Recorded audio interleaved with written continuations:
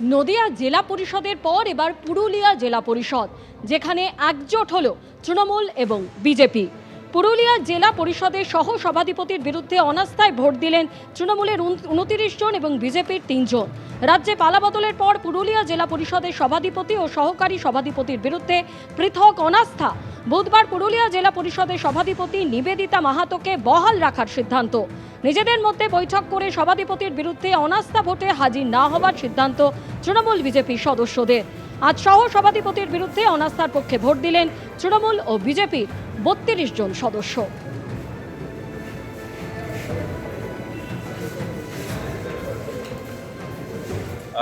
Vote ছিল, সেখানে 32 জন এই নো কনফিডেন্সকে সমর্থন করে ওনার বিরুদ্ধে আজকে অনাস্থা ডেকে ভোটাভুটি করেছেন। বাকিজন অনুপস্থিত ছিলেন। নো কনফিডেন্স সহকারী সভাধিপতির ছিল, সেখানে আগেই 24 বা 25 জন মেম্বার একটা অনাস্থা দিয়েছিলেন।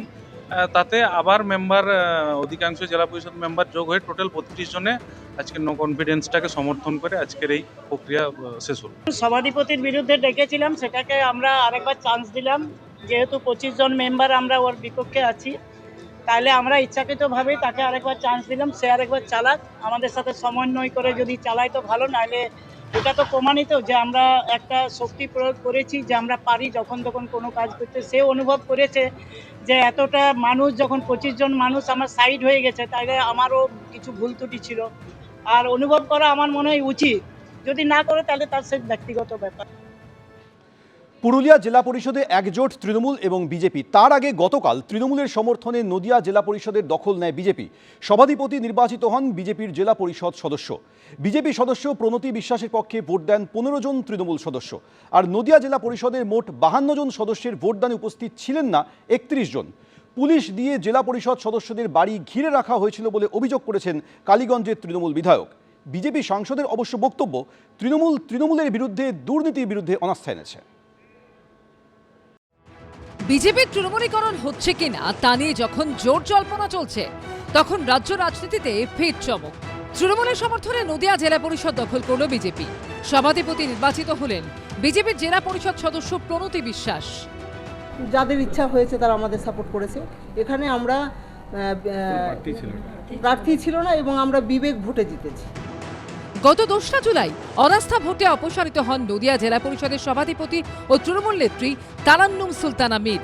নদিয়া জেলা পরিষদের মোট সদস্য 52 জন, তার মধ্যে 31 জন সদস্য জেলা পরিষদের সভাধিপতিকে অপসারণের জন্য ভোট দেন। এরপর বুধবার ছিল নতুন জেলা সভাধিপতি নির্বাচন, আর সেখানেই ছিল টুইস্ট।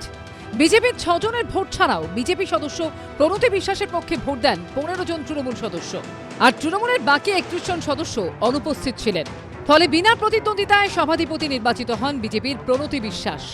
বদলে গেল নদিয়া জেলা পরিষদের রং, জোড়াফুল থেকে গেরুয়া। আবার গেরুয়াকে সমর্থন করল তৃণমূলেরই একাংশ।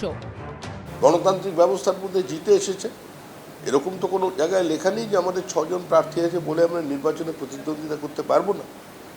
আমরা প্রার্থী দিয়েছি, একাংশের মানুষ আমাদের ভোট দিয়েছে। ওখানে নদিয়া জেলাবাসী একটা জিনিসেরই সাক্ষী হয়ে থাকলাম, কিভাবে রাষ্ট্রশক্তিকে ব্যবহার করে গায়ের জোরে বিজেপি আজকে এই জেলা পরিষদ দখল করলো। এটা গণতন্ত্রের ক্ষেত্রে অত্যন্ত লজ্জাজনক একটা ব্যাপার। আমি তো শুনলাম পুলিশ দিয়ে লোকের বাড়ি ঘেরাও করা হয়েছে বিভিন্ন মেম্বারদের।